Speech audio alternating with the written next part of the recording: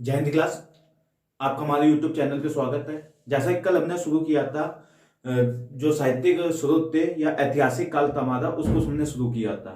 तो साहित्यिक स्रोतों को हमने दो भागों में बांटा था। एक धार्मिक स्रोत थे, एक गैर धार्मिक स्रोत थे, अधार्मिक स्रोत थे।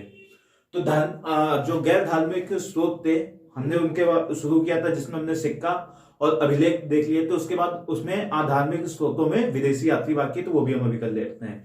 फिर उसके बाद हमारा जो धार्मिक स्रोत थे उसके बारे में हम शुरू करेंगे, जिसमें हमने ब्राह्मण बताया था, जिसमें महाभारत, रामायण, वेद, उपवेद, आलक्य, बहुत चीजें थी, पुराण, ये सब उसमें आते थे ब्राह्मण साहित्य में। और अब्राह्मण साहित्य में आते थे जैन और बौद्ध। तो उनके बारे में आगे समझेंगे। तो हमारा जो गैर धार्मिक स्रोतों में जो विदेशी यात्री रह गए थे उनके बारे में हम आज देख लेते हैं। सीधे टू द पॉइंट बात करेंगे, जो पेपर में सीधे क्वेश्चन पूछे जाते हैं वही बात करेंगे। तो चलिए आइए देखते हैं। तो हमारा आज का टॉपिक है विदेशी यात्री। कल हमने अभिलेख और अभिलेख जो बाकी थे वो जो शासक आएगा उसी के समय के शासक के करवा दिए जाएंगे अभिलेख, और सिक्का हमने आपको करवा दिए थे लाइन से। तो उसके बाद आते हैं विदेशी यात्री। तो विदेशी यात्री में सबसे पहला हमारा है हेरोडोटस।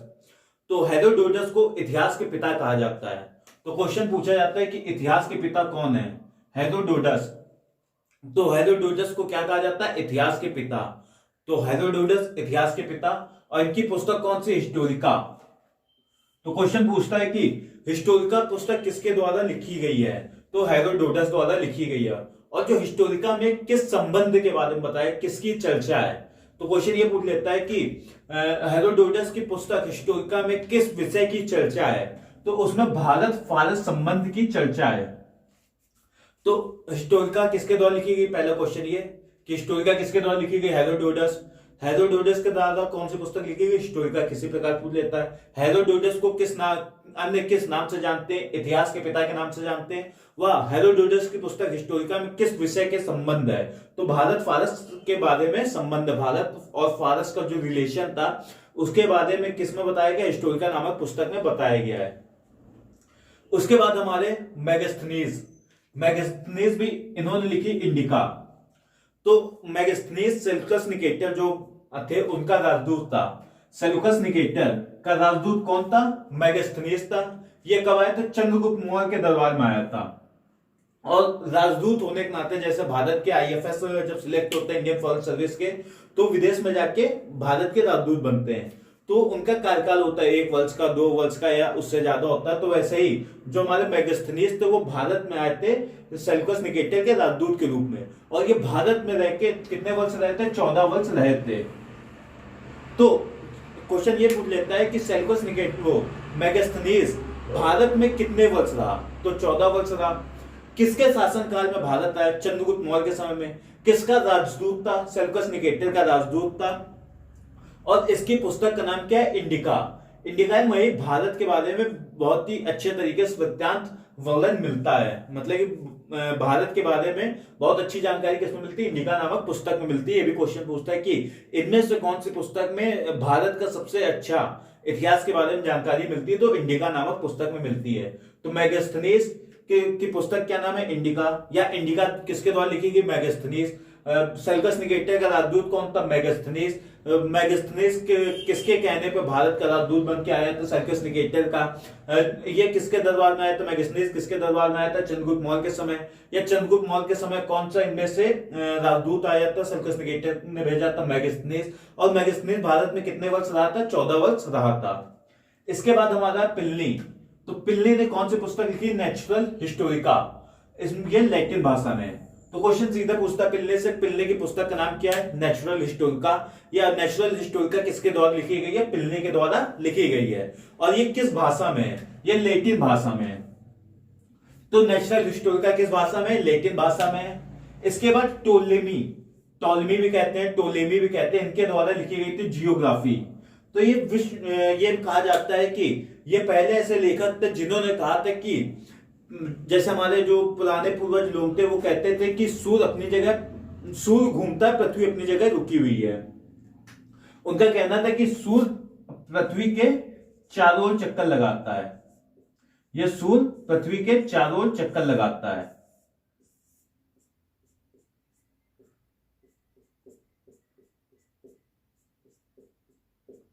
इस प्रकार से मतलब कि जो टॉलमी के पहले के लोग थे, मतलब कि भारत में विश्व के इतिहासकार थे, जो मतलब कि पुराने लोग थे, इतिहासकार नहीं, तो उनका मानना था कि पृथ्वी अपने जगह फिक्स है, सूर्य पृथ्वी के चारों ओर चक्कर लगाता है। लेकिन टॉलमी ने जो पुस्तक लिखी थी जियोग्राफी, इसमें इनका कथन था कि पृथ्वी जो ये है, ये हटा देते हैं तो ये पृथ्वी मान लेते हैं। इनका ये कथन था कि सूर्य अपनी जगह रहता है, वह पृथ्वी चारों चक्कर लगाती है सूर्य के। तो इनका तो क्वेश्चन ये पूछता है कि कौन सी पुस्तक में सर्वप्रथम बार ये बताया गया है कि सूर्य अपनी जगह रहता है, वह पृथ्वी चारों ओर उसके घूमती है। तो जियोग्राफी, और जियोग्राफी किसके द्वारा लिखी गई? टॉलमी द्वारा। और इसके पीछे ही जब इन्होंने ये कथन दिया तो वहां के राजा जो पुरोहित पंडित होते थे यूरोप के, तो उन्होंने ये बात उनको बहुत खराब लगी कि ऐसा नहीं होता है। इस पीछे इनको जो टॉलमी थे, इनको फांसी की सजा दे दी जाती है, खाली इसी पीछे कि इन्होंने सत्य बताया था कि सूर्य अपनी जगह रहता है, वह इसके चारों ओर पृथ्वी चक्कर लगाती है। और भारत में ऐसा ही भास्कराचार्य ने बताया था कि सूर्य अपनी जगह रहता है और उसके चारों ओर पृथ्वी घूमती रहती है। और ये टॉलमी से पहले थे भास्कराचार्य। तो टॉलमी की पुस्तक कौन सी? जियोग्राफी। और भास्कराचार्य के बारे में हमारे इतिहास में है नहीं ज्यादा चीजें। तो नया इतिहास अगर लिखा जाए तो इन सब के बारे में, इन जो भारत के विद्वान थे उनके बारे में जरूर लिखा जाए भारत के इतिहास में, उनका इतिहास पढ़ने में और मजा आए। तो टॉलमी ने कौन सी पुस्तक लिखी थी? जियोग्राफी लिखी थी। और इन्होंने इसमें क्या बताया था कि सूर्य अपनी जगह रहता है, वह पृथ्वी सूर्य के चारों ओर चक्कर लगाती है, और इसी पीछे इनको फांसी दे दी जाती है। इसके बाद क्वेश्चन ये पूछता है कि पेरिप्लस ऑफ द एरिथियन सी किसके द्वारा लिखी गई है? तो ये अज्ञात लेखक के द्वारा लिखी गई है, पेरिप्लस ऑफ द एरिथियन सी। इसके लेखक का नाम नहीं प्राप्त हो पाया है। तो पेरिप्लस ऑफ द एरिथियन सी किसके द्वारा लिखी गई है? किसी के द्वारा नहीं, इसका लेखक अज्ञात है। इसके बाद आते हैं कॉस्मस। तो कॉस्मस की किताब तो इंपॉर्टेंट नहीं, लेकिन उसके बाद जो क्वेश्चन बनते हैं वो बहुत इंपॉर्टेंट है। तो इनकी किताब पहले देख लेते हैं, क्रिश्चियन टोपोग्राफी। तो कॉस्मस की पुस्तक कौन सी है? Christian topography. कॉस्मस की पुस्तक क्रिश्चियन टोपोग्राफी। इसके बाद जो क्वेश्चन बनते हैं वो पेपर के लिए बहुत इंपॉर्टेंट होते हैं। कॉस्मस का उपनाम क्या था? भारतीय नाविक। तो कॉस्मस का उपनाम भारतीय नाविक था। कॉस्मस की पुस्तक क्रिश्चियन टोपोग्राफी, इनका उपनाम भारतीय नाविक। और एक क्वेश्चन ये पूछता है कि पहला यूनानी भिक्षु जो भारत में आके बौद्ध धर्म अपना या बौद्ध बना, कौन सा था? पहला यूनानी भिक्षु जो भारत में आके बौद्ध बना, कॉस्मस कहा जाता है। और इन्होंने भारत व श्रीलंका के बीच की समुद्री यात्रा की थी। तो कॉस्मस क्रिश्चियन टोपोग्राफी इनकी पुस्तक थी। इससे ज्यादा क्वेश्चन महत्वपूर्ण इंपॉर्टेंट क्वेश्चन हो जाते हैं कि पहला यूनानी भिक्षु जो भारत में आके बौद्ध धर्म अपनाया, वो बौद्ध भिक्षु बना, तो कौन थे? कॉस्मस थे। तो पहला यूनानी भिक्षु जो भारत में आके बौद्ध बना कौन थे? कॉस्मस। वह इनका उपनाम, कॉस्मस का उपनाम क्या है? भारतीय नाविक इनका उपनाम है। तो कॉस्मस का उपनाम भारतीय नाविक है। और इन्होंने किसके बीच यात्रा की थी? ये भी लिखे दे रहा, भारत श्रीलंका के बीच।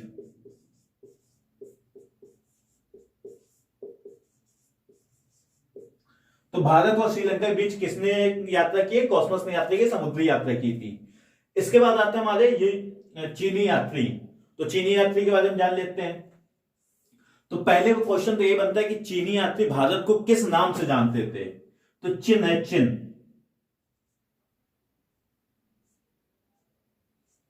चिंतु कहते थे। तो चीनी यात्री भारत को किस नाम से जानते थे, या चिंतु किस चीनी यात्री किसको कहते थे? तो भारत को चिंतु कहा जाता था, चीनी यात्री भारत को चिंतु कह के बुलाते थे। अगर क्वेश्चन दूसरी तरह से पूछेगा कि चीनी यात्री चिंतु किसे कहते थे, किस देश को कहते थे, तो भारत को कहते थे। तो क्वेश्चन किसी प्रकार से पूछ सकते हैं कि चीनी यात्री भारत को क्या किस नाम से बुलाते थे? चिंतु। या चीनी यात्री चिंतु किस देश को कहते थे? तो भारत देश को कहते थे। तो चीनी यात्रियों के बारे में जान लेते हैं। सबसे पहले हमारा कौन सा? फाहियान। तो फाहियान किसके शासनकाल में भारत में आया था? तो चंद्रगुप्त विक्रमादित्य के शासनकाल में फाहियान भारत में आया था। तो फाहियान किसके शासनकाल में भारत आया था? चंद्रगुप्त विक्रमादित्य। इसकी फाहियान की पुस्तक कौन सी है? फा से फू क्यू की। तो फ्यू क्यू की से पूरा ना याद करके फा से फाहियान और फा से फू, तो इस नाम से पुस्तक याद कर लीजिएगा। फाहियान की पुस्तक फू, फाहियान की पुस्तक फू, फा फा फाफा किसकी पुस्तक है? फायान की। और क्या नाम पूरा? फू क्यू की। तो पूरा नाम याद भी ना हो तो भी फा से फा याद कर लीजिएगा। और फायान किसके समय याद आया था? ये मोस्ट इंपॉर्टेंट कि चंद्रगुप्त विक्रमादित्य के समय भारत आया था। और फायान की पुस्तक कौन सी? फू क्यू की। तो एक क्वेश्चन ये नेट के पेपर में पूछा था कि फायान भारत तो स्थल मार्ग से आया लेकिन भारत से चीन वापस किस मार्ग से गया? तो ये क्वेश्चन जरूर पूछा जाता है, ये नेट का क्वेश्चन है कि फायान स्थल मार्ग से भारत आया तथा जल मार्ग से भारत से गया। तो फायान किससे आया था? स्थल मार्ग से आया था, वह जल मार्ग से भारत से वापस गया था चीन। तो फायान की पुस्तक कौन सी? फू क्यू की। किसके समय आया? चंद्रगुप्त विक्रमादित्य के समय आया। और स्थल मार्ग से आया तो वह जल मार्ग से वापस गया। इसके बाद हर्षवर्धन, वो हर्षवर्धन कह रहे हेवनसांग। तो हेवनसांग किसके समय आया था? हा से हेवन व हा से हर्षवर्धन। तो हेवनसांग किसके समय आया था? हर्षवर्धन के समय आया था। फायान की फू तो एक ही बचती, सी यू की, ये किसकी हो जाएगी? हेवनसांग की। तो हेवनसांग की कौन सी? हर्षवर्धन। हेवनसांग किसके समय आया? हर्षवर्धन। हा से हर्ष, हा से हेवनसांग। तो हेवनसांग किसके समय? हर्षवर्धन के समय। इसकी पुस्तक कौन सी थी? सी यू की इनकी पुस्तक थी।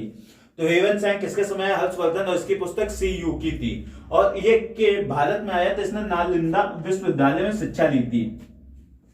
तो नालंदा विश्वविद्यालय में 14 वर्ष या 16 वर्ष रुका था। तो हेवनसांग किसके समय आया था? हर्षवर्धन समय आया था। सी यू की इसकी पुस्तक का नाम था। और नालंदा विश्वविद्यालय में इसने शिक्षा ली थी। और हेवनसांग से क्वेश्चन बहुत अच्छे अच्छे बनते हैं कि नीति का पंडित व तीर्थ यात्रियों का राजकुमार किसे कहा जाता है? तो नीति का पंडित या तीर्थ यात्रियों का राजकुमार हेवनसांग को कहा जाता है।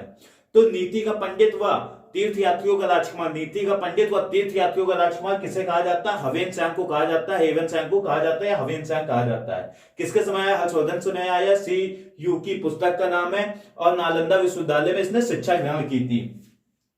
तीर्थ यात्रियों का राजकुमार कहा जाता है और नीति का पंडित कहा जाता है। और एक क्वेश्चन ये बनता है कि नेट के पेपर में और पीसीएस के पेपर में कि हेवनसांग स्थल मार्ग से भारत आया लेकिन किस मार्ग से भारत से वापस गया? तो स्थल मार्ग से आया और स्थल मार्ग से ही वापस गया। तो 3 क्वेश्चन याद रखिएगा, कौन किस मार्ग से आया था? हेवनसांग, फायान और इत्सिंग। तो ये 3 क्वेश्चन, तीन ही चीनी यात्री फेमस हैं और तीनों से क्वेश्चन जरूर बनते हैं। कुछ इधर उधर करके 3 क्वेश्चन जरूर पूछ लेते हैं। तो फायान किससे आया था? स्थल मार्ग से आया तो जल मार्ग से गया। हेवनसांग स्थल मार्ग से आया वह स्थल मार्ग से गया। वह इत्सिंग जल मार्ग से आया वह जल मार्ग से वापस गया। तो अगला हमारा इत्सिंग, प्रमुख बौद्ध भिक्षुओं की आत्मकथा इसकी पुस्तक है या वो कह लीजिए इसने एक ग्रंथ लिखा है। तो इत्सिंग की कौन सा ग्रंथ है या पुस्तक है? प्रमुख बौद्ध भिक्षुओं की आत्मकथा। इसमें इसने 56 बौद्ध भिक्षु व 56 बौद्ध यात्रियों के बारे में बताया है। तो 56 इंची सेना से याद कर लीजिए कितने? इत्सिंग। तो प्रमुख बौद्ध भिक्षुओं की आत्मकथा इसने बताई। और प्रमुख जो इसकी ग्रंथ है या इसकी पुस्तक है, इसमें इसने कितने यात्रियों व कितने बौद्ध भिक्षुओं के बारे में बताया है? तो 56 बौद्ध भिक्षुओं व 56 बौद्ध यात्रियों के बारे में इत्सिंग के द्वारा बताया गया है।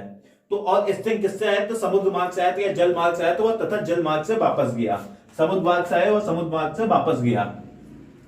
तो फायान किससे आया था? स्थल मार्ग से आया वह जल मार्ग से गया। हेवनसांग स्थल मार्ग से आया वह स्थल मार्ग से गया। वह इत्सिंग समुद्र मार्ग से या जल मार्ग से आया जल मार्ग से गया। तो हमारे विदेशी यात्री कुछ और बाकी रहेगा वो भी देख लेते हैं। चलिए अब आगे देखते हैं। आगे हमारे अरब यात्री, तो उतने ही हमने यात्री करवाएंगे जितने पेपरों में पूछे जाते हैं। तो अरब यात्री में सबसे इंपॉर्टेंट और सबसे पहला कौन सा? अल बरूनी। तो अल बरूनी किसके अल बरूनी किताब कौन कौन सी है? किताबुल हिंद व तहकीक हिंद। तो क्वेश्चन कोई भी पूछ लेता है कि अल बरूनी किताब कौन सी है? किताब उल हिंद या तहकीक हिंद किसकी पुस्तक है? अल बरूनी की। तो अल बरूनी की पुस्तक का नाम किताब उल हिंद या तहकीक हिंद इसकी पुस्तक का नाम है। और ये महमूद गजनवी, तो महमूद गजनवी सबको पता है कि इसने भारत में कितनी लूटपाट मचाई थी। तो महमूद गजनवी का राज ज्योतिषी था। तो अल बरूनी महमूद गजनवी का राज ज्योतिषी था। तो अल बरूनी किसका राज ज्योतिषी था? तो महमूद गजनवी का राज ज्योतिषी था। वह इसकी पुस्तक का नाम क्या है? तहकीक हिंद या किताब उल हिंद। तो तहकीक हिंद या किताब उल हिंद किसकी पुस्तक का नाम है? अल बरूनी। अल बरूनी किसका राज ज्योतिषी था? महमूद गजनवी का। या महमूद गजनवी का राज ज्योतिषी कौन था? अल बरूनी था। या क्वेश्चन इस प्रकार पूछ लेगा, महमूद गजनवी के अंडर में अल बरूनी क्या कार्य करता था? तो राजज्योतिषी का कार्य करता था। तो क्वेश्चन किसी भी प्रकार से पूछा जा सकता है। तो अल बरूनी तहकीक हिंद या किताब उल हिंद, इसकी किसके समय का, वो किसका राजज्योतिषी था? महमूद गजनवी का राजज्योतिषी था। तो मध्यकालीन भारत इतिहास का सबसे मजेदार पार्ट आता है। तो मध्यकालीन भारत जब चालू करेंगे तब आपको बड़ी मजा आएगी देखने में। उसके बाद हमारा है अल मसूदी। तो अल मसूदी को क्या कहते हैं? अरब का हेरोडोटस कहा जाता है। तो अरब का हेरोडोटस किसे कहा जाता है? अल मसूदी को। तो एक ये मोस्ट इंपॉर्टेंट वैसे ही क्वेश्चन बन गया कि अरब का हेरोडोटस किसे कहा जाता है? अल मसूदी कहा जाता है। ऐसे ही क्वेश्चन नेट और पीसेस उठाता है और यूपीएससी उठाता है। अल मसूदी को क्या कहा, किस नाम से जाना जाता है? अरब का हेरोडोटस नाम से जाना जाता है। तो अल बरूनी को क्या कहा जाता है? अल मसूदी को क्या कहा जाता है? अरब का हेरोडोटस। और इसने किस के बारे में जानकारी दी? तो मानसून के बारे में जानकारी देता है। तो अल मसूदी किसके बारे में जानकारी देता है? मानसून की जानकारी देता। और ये इसको किस नाम से जाना जाता है? अरब का हेरोडोटस। या अरब का हेरोडोटस किसको जाना जाता है? अल मसूदी को। और मानसून की जानकारी किस अरब यात्री ने दी है? तो अल मसूदी ने दी है। तो अल मसूदी अरब का हेरोडोटस और मानसून की जानकारी दी। इसके बाद अब्दुल रज्जाक। तो अब्दुल रज्जाक कहां का था? पहले तो क्वेश्चन ये पूछ लेता है कि अब्दुल रज्जाक कहां का था? फारस का था।